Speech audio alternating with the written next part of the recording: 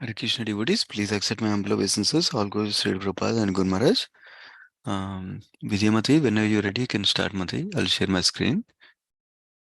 Hare Krishna, all glories to Srila Prabhupada. Om Namo Bhagavati Vasudevaya. Om Namo Bhagavati Vasudevaya. Om Namo Bhagavati Vasudevaya. Narayanam Namaskritya Naram Cheva Narottamam Devim Saraswatim Vyasam Tato Jaya Muriraye Nasra Preshu Abhareshu Nityam Bhagavati Sevaya Bhagavati Uttama Sloke Bhakti Bhavati Naistiki. Today we are reading from Canto 3, Chapter 6, Creation of the Universal Form. Text 1.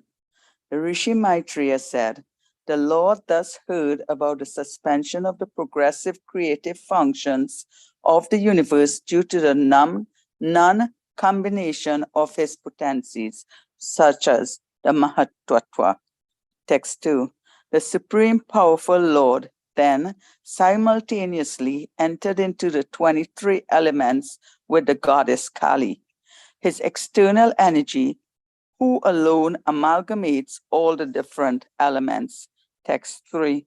Thus, when the personality of Godhead entered into the elements by his energy, all the living entities were enlivened into different activities, such just as one is engaged in his work after awakening from sleep. Text 4. When the 23 principal elements were set in action by the will of the Supreme, the gigantic universal form, or the Vishvarupa body of the Lord, came into existence. Text 5. As the Lord, in his plenary portion, entered into the elements of the universal creation, they transformed into the gigantic form in which all the planetary systems and all movable and immovable creations rest. Text 6. The gigantic Virat Purusa, known as Hiranyamaya, lived for 1,000 celestial years on the water of the universe, and all the living entities lay with him. Text 7. The total energy of the Mahatattva in the form of the gigantic Virat Rupa divided himself by himself into the consciousness of the living entities, the life of activity and self-identification, which are subdivided into 1, 10, and 3, respectively. Text 8. The gigantic universal form of the Supreme Lord is the first incarnation and plenary portion of the Supersoul.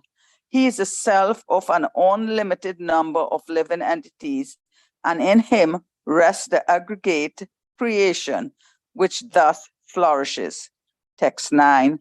The gigantic universal form is represented by 3, 10, and 1 in the sense that he is the body and the mind and the senses. He is the dynamic force for all movements by 10 kinds of life energy, and he is the one heart where life energy is generated. Text 10. The Supreme Lord is the super soul of all the demigods entrusted with the task of constructing the cosmic manifestation. Being thus prayed to by the demigods, he taught to himself and thus manifested the gigantic form for their understanding. Text 11. Maitreya said, "You may now hear from me how the Supreme Lord separated himself into the diverse forms of the demigods after the manifestation of the gigantic universal form." 12, text 12. Agni, or heat, separated from his mouth, and all the directors of material affairs entered into it in their respective positions. By that energy, the living entity expresses himself in words. Text 13. When the palette of the gigantic form was separately manifested, Varuna, the director of water in the planetary systems, entered therein, and thus the living entity has the facility to taste everything with his tongue. Text 14. When the Lord's two nostrils separately manifested themselves, the dual Ashvini Kumaras entered them in their proper positions, and because of this, the living entities can smell the aromas of everything. Hare Krishna. Yeah, thank you so much, Vidya Mataji. Hare Krishna. So I'll give the brief context and we'll go to the verses today. So we're in the third canto, sixth chapter. The chapter is titled Creation of the Universal Form. So as you remember, in the first four chapters, we heard how Vidura came to pilgrimage after being insulted by Duryodhana, and then he happened to, by good fortune, meet Uddhava. And then we heard Uddhava describing several pastimes of Krishna in his memories about Krishna, in his anxiety and his separation from Krishna, is feeling for the first four chapters of almost the second, third, fourth chapters of this canto, third canto, where Uddhava described the pastimes of Krishna in Vrindavan and Madhura and Dwaraka, like that. And then after that, uh, Vidura asked Uddhava, I want to become your become your disciple. I want to hear the knowledge you heard, translated knowledge you heard from Supreme Lord himself. Please instruct me. Then Uddhava said, no, no, no. Actually, I have service from Krishna to go to Badrikashram. And of course, Vidura is your elder to me, and Vidura is also, not Vidura, Maitreya is also nearby. He also heard the same knowledge I heard from Krishna. So please take shelter of him. So then Vidura goes to Haridwar and he meets Maitreya Muni. So that is where the fifth chapter started, the last chapter. And then Vidura asked bunch of questions to Maitreya Muni, and that triggered a whole bunch of discussion. And this discussion goes on between Maitreya Muni and Vidura for about two cantos. That means rest of this third canto and fourth canto also. So the initial questions he asked in the first few verses of the fifth chapter, the last chapter, were about please tell me about Purushavasaras, please tell me about creation, please tell me about Virat Rupa, please tell me about Leela Avataras, like that.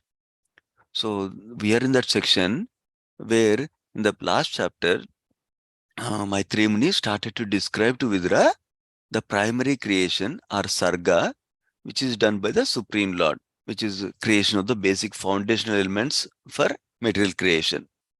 So that's what he started. And we heard in the last chapter, last few verses, how all the different 23 material elements were created. What are the 23 material elements? So, of course, these in a number of different ways and slightly mentioned differently in different places. But generally, commonly understood like this, that 5 knowledge acquiring senses, 5 working senses, and then 5 sense objects, and then 5 gross elements, earth, water, fire, air, and ether, and then Mahatattva, that is sometimes listed as total material manifestation, like that, and then Ahankara. These are the 23 elements that are described. And these 23 elements were in distinct form. That means they're not mixed. They are separate entities, like that. In the end of the last chapter. Then we heard the personified elements or the deities corresponding to these elements recognized that they are not able to go further to make a creation by combining together. So they started glorifying, praying to Supreme Lord. First start with the glorification in different ways. And then we heard how they're asking from Lord the direction or guidance to do the continue the creation, and also the ability to combine together and create also. That's what we heard in the fifth chapter. So now, after hearing that prayers from the personified elements, what happens? How does the Lord respond to continue the creation? Is being described in this chapter. In fact, the sarga goes on for 3 more chapters. Of course, we heard the sarga or primary creation in second canto, fifth chapter also. This is a summary version of that. In fact, the first 10 verses are talking about the development of the Virat Rupa, or the universal form of the Lord. to continue the creation that got paused now, because the elements are not able to do anything to combine themselves like that. So this is described already in second canto, fifth chapter in a sequential manner, chronological manner. So now is described a little bit in not in chronological order now, but we can understand the details now.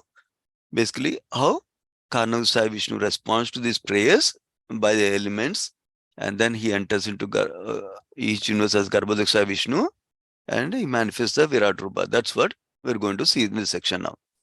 Now going to the details of this section. Let me go through.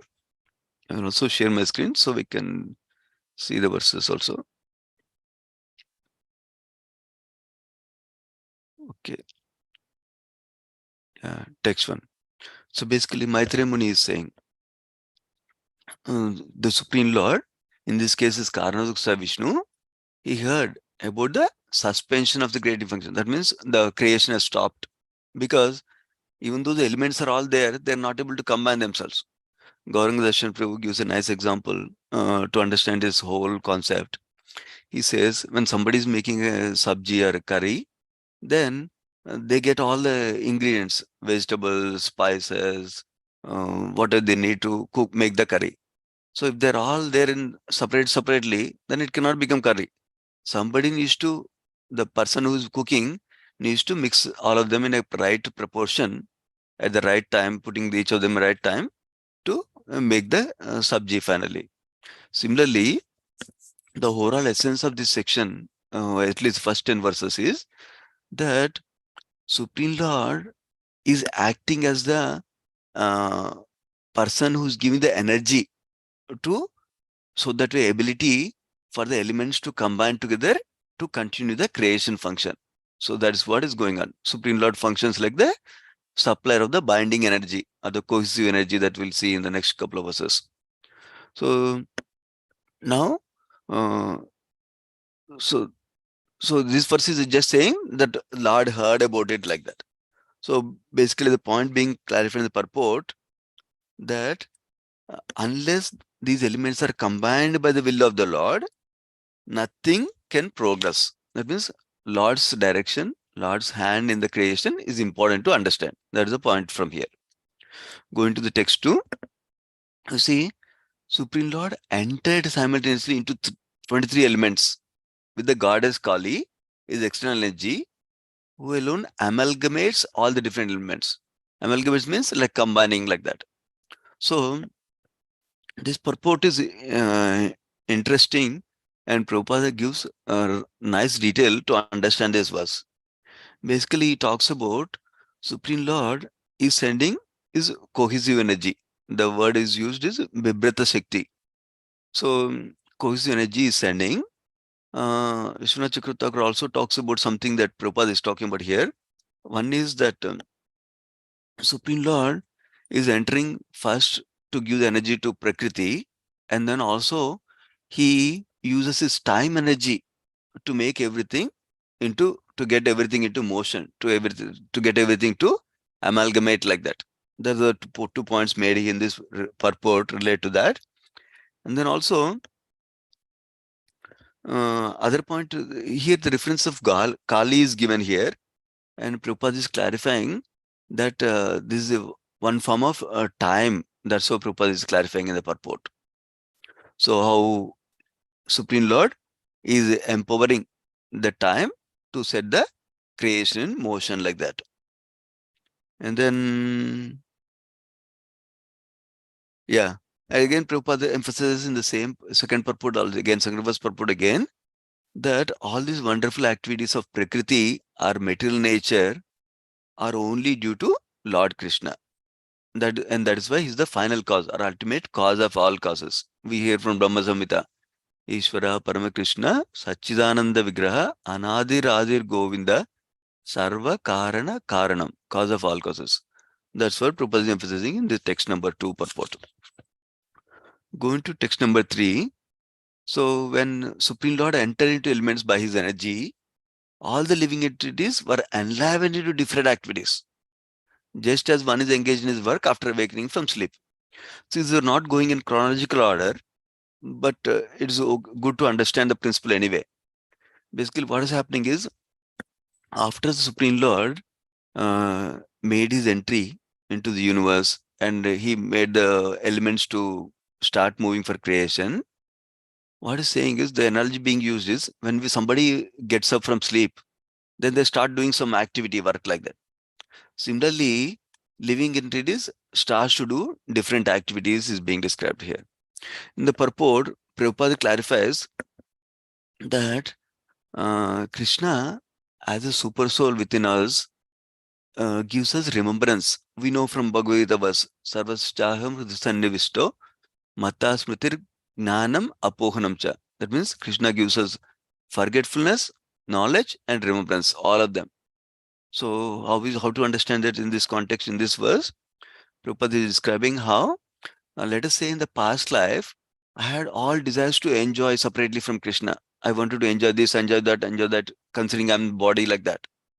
Then Krishna gives me that remembrance. And to enjoy, I need to forget Krishna. So Krishna gives that forgetfulness also.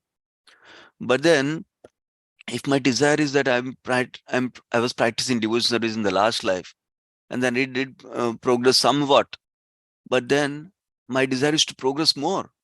So then Krishna will give me remembrance and enable me to set into motion again to start devotion service again like that. So that is a point being made in the purport by Prabhupada. So basically, the type of activities we engage in depends upon the desires we have and what we have done in the past life and the current life also.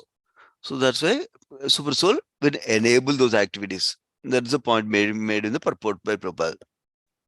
And then, what else? Yeah, the last point is also very important.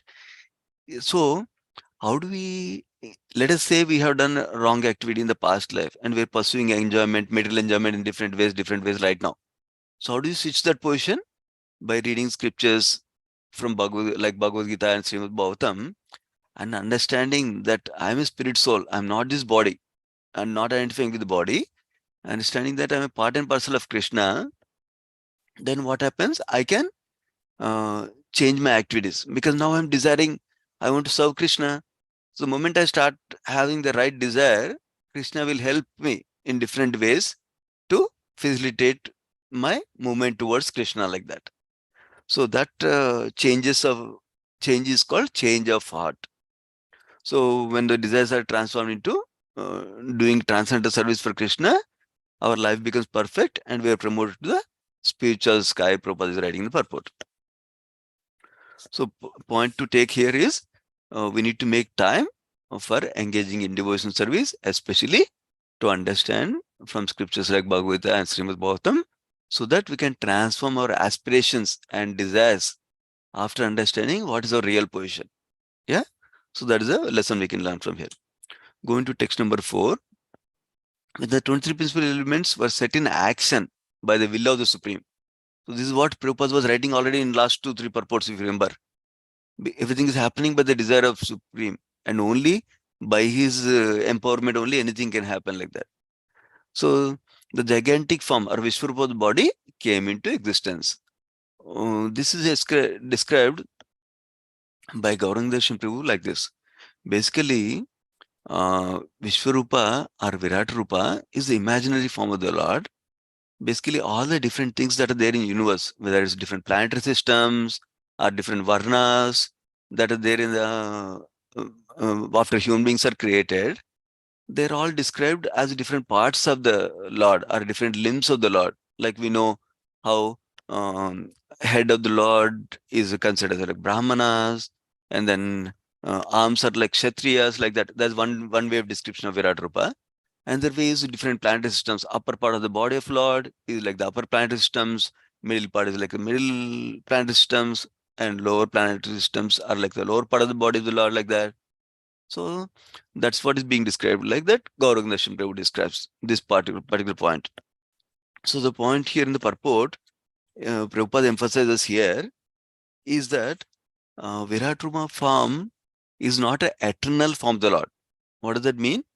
That means like when Krishna comes, for example, or Narayana, Vishnu, Sankarsana, Pradyumna, Rama, Narasimhadev, when he comes as any of these forms, They're already there in eternal spiritual sky, in one of the Vaikuntha planets at least.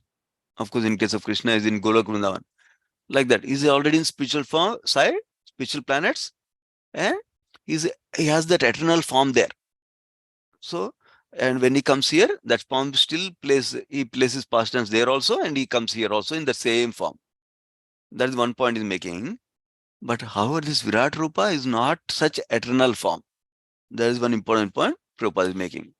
So he explains, it's a material manifestation of the Lord. So now, so it's not eternal form, it's a material manifestation of form. That is clear. Now Prabhupada makes another point comparing this to the deity form of the Lord, Archa Vigraha.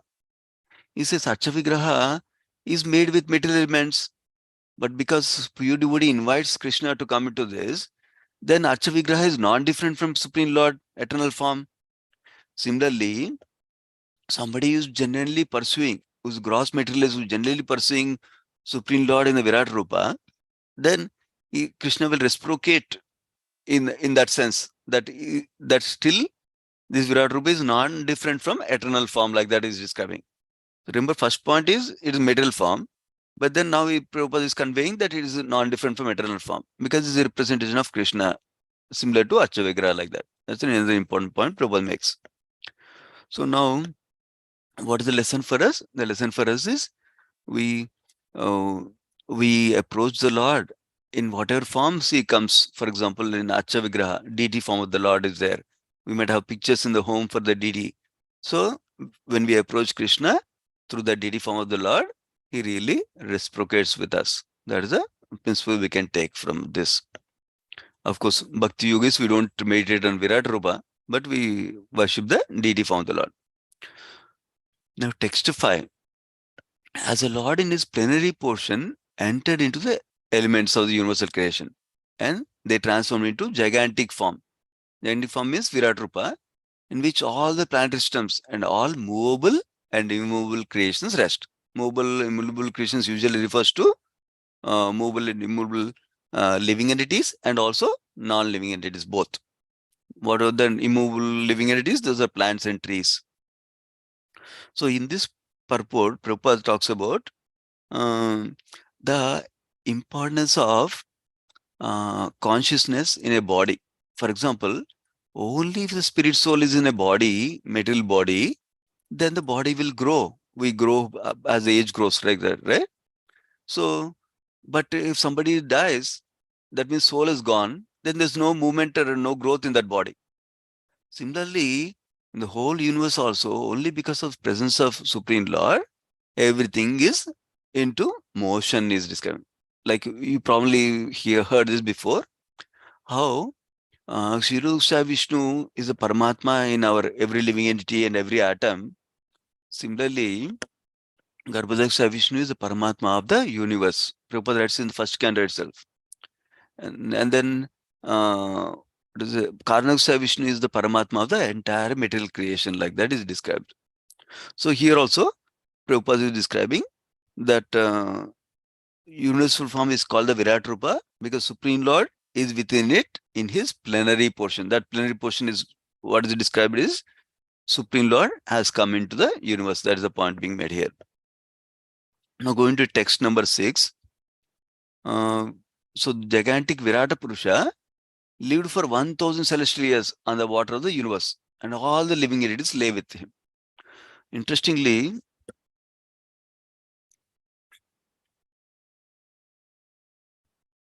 yeah, let me see.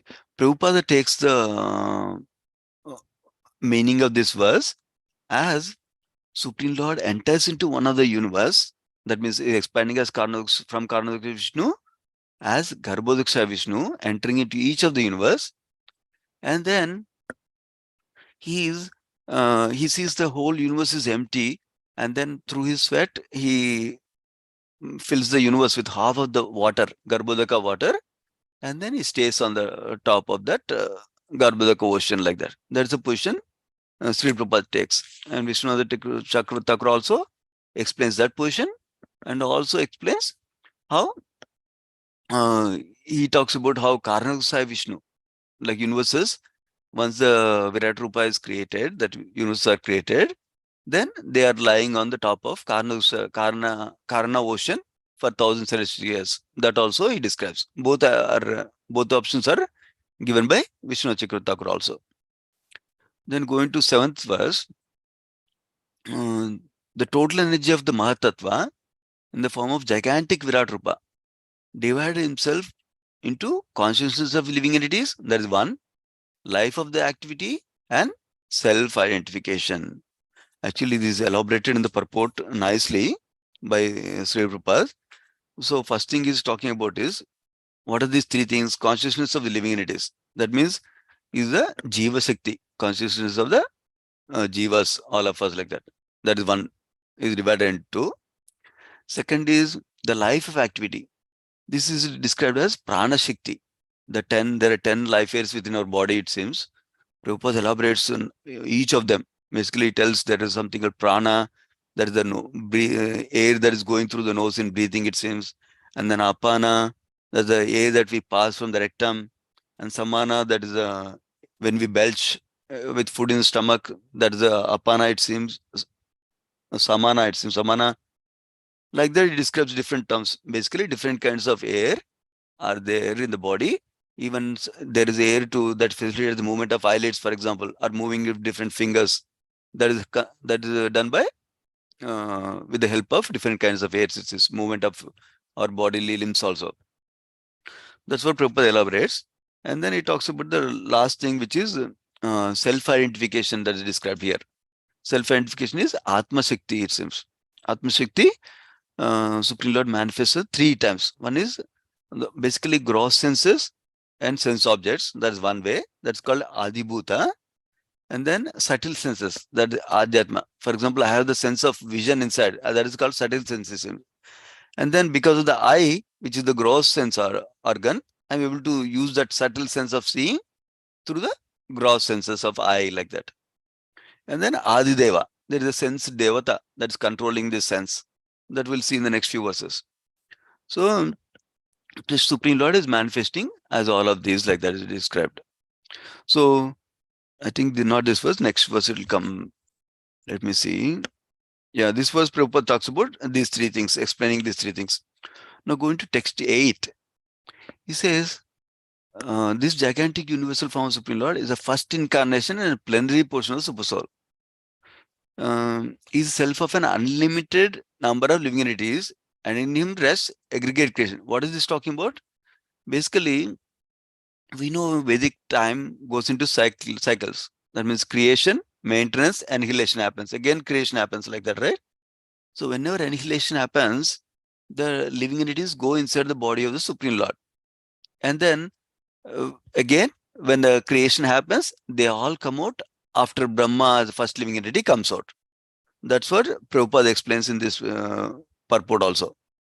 And then he also clarifies in this purport that mystic yogis consider jivas and Supreme Soul as one, it seems. That's an incorrect understanding. Um, but in one sense, they may be thinking like that because all of us are merging, are going into the body of the Supreme Lord for a some time while the annihilation period is going on, and then till the next creation, which can be long time also. That's what Prabhupada is describing.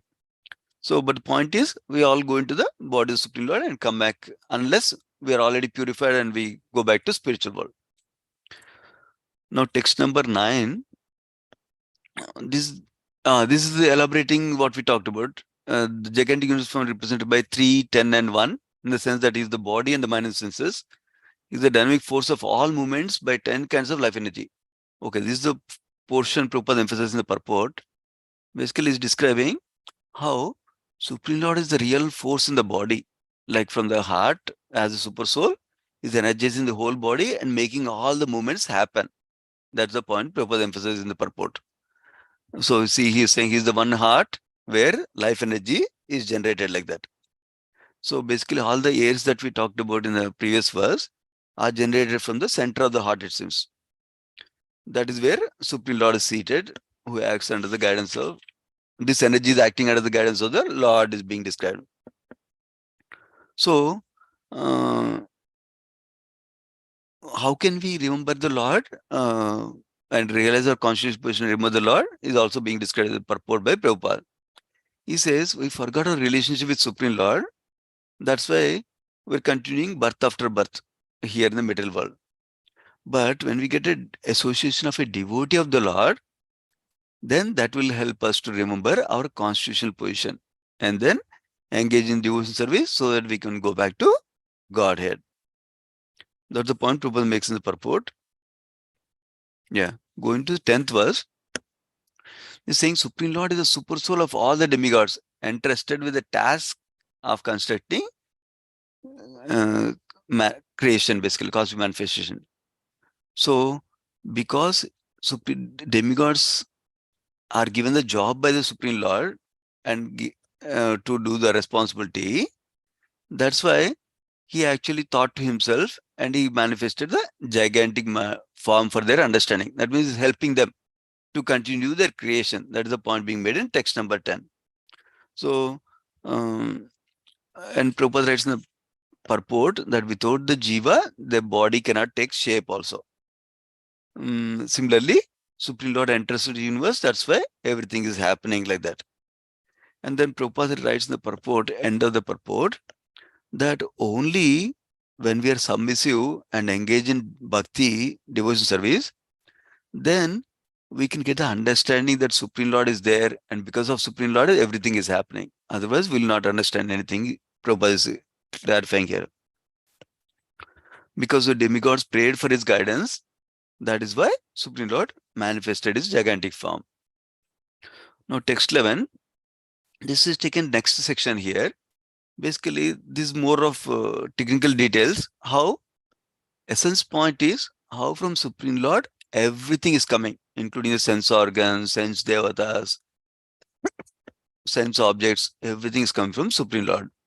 And that's being described in terms of Virat Rupa like that. That's what is going on. So concept is similar. Once we understand one verse, then we can go through rest of them similar way. What is saying? Maitreya is saying, you may now hear from me how the Supreme Lord separated himself into diverse forms of demigods after the manifestation of Jagat Universal. Basically, how the different demigods manifested from Supreme Lord's universal form. That's what he's going to describe like that. He's telling in this verse, text 11. So, yeah. And the purport, Prabhupada glorifies demigods, saying that demigods are pious living entities who did pious acts of devotion service. And they lost the desire of material enjoyment. That's why they're given great positions to do service on behalf of Supreme Lord like that, Prabhupada indicating the purport. Now, this is the first example of first uh, sense object coming out, sense gross organs coming out like that is describing. Here, what is being described is Agni or the fire is the controlling deity. Agni Dev is coming out. First, what happens is mouth in the Vairata Rupa of the Supreme Lord, mouth manifested itself. From that mouth, this Agni or the controlling deity came. And then from that the speech came, the voice. So then came also the actual subject matter that we're speaking like that. So that's what is being described. Living entity expresses himself in the words. That express himself with words is coming as sense object. So like this, rest of the verses describe one at a time. Each gross organ, how it came up, for example. Next one is the water. So water is the basically palate. In the from mouth, Varuna Dev came. Varuna is the director. Varuna came, and then tongue is enabled as a sense organ, subtle sense organ, and that will reflect in tasting. Because of the tongue, we are able to taste everything, and that's being controlled by Varuna Dev, and is manifesting from palate of the Virat Rupa, like that is being described. Next one is our smell. So here, from the nostrils, Ashwini Kumaras are the Pisani deities for the nostrils they come. And from them, the nose and the smelling sense object comes out basically. Basically, point is everything is coming from Supreme Lord. Nothing is independent from Supreme Lord. That is the point we are taking from here. I think that is the last verse for today, right? Okay. So basically, what we heard today is only because of the Supreme Lord intervention, Supreme Lord's empowerment, Supreme Lord's energies, that all the material elements started to come together to continue the creation, whether creation of the universe and different planetary systems, different jivas taking the different bodies, all that can happen only because of Supreme Lord's will and Supreme Lord's empowerment and Supreme Lord's energies involvement like that. That's one aspect we heard. And also we heard from Supreme Lord only, all the different things are starting to manifest, whatever we see. This knowledge is important to understand that whatever is coming from Supreme Lord, we need to engage in His service.